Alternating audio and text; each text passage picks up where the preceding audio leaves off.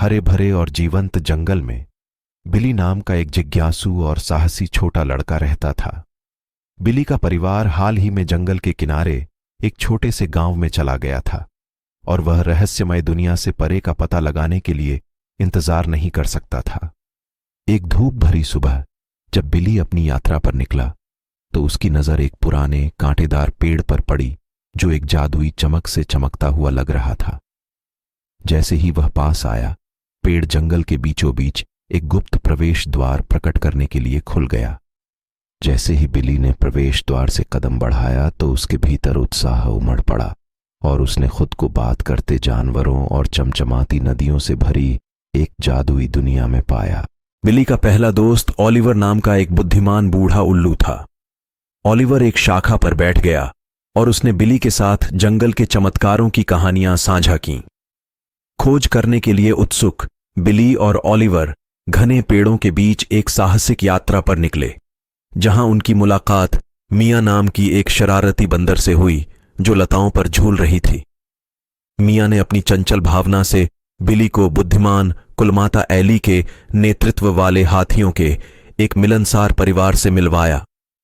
उन्होंने अभिवादन में अपनी सूंडें हिलाईं और बिली को लुका छिपी के खेल में शामिल होने के लिए आमंत्रित किया, जहां जंगल की विशाल पत्तियां छिपने के लिए आदर्श स्थान के रूप में काम करती थीं। जैसे ही वे जंगल में गहराई तक गए, बिली और उसके नए दोस्तों का सामना पाब्लो नाम के एक रंगीन तोते से हुआ जो जीवंत धुनें बजाता था और उन्हें एक जादुई तालाब के किनारे तक ले जाता था। तालाब मंत्र मुग्ध पानी से जगमगा उठा और टोबी नाम का एक मिलनसार कछुआ बाहर आया।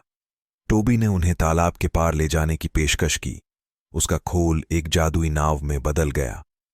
दोस्त जंगल के पानी में हंसते और छींटाकशी करते हुए आगे बढ़े, जब तक कि वे एक साफ जगह पर नहीं पहुंच गए जहां लियो नाम का एक राजसी शेर उनका इंतजार कर रहा था।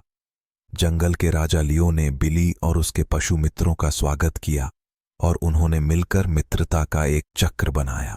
दिन हफ्तों में बदल गए और बिली का जंगल के जानवरों के साथ रिश्ता मजबूत हो गया।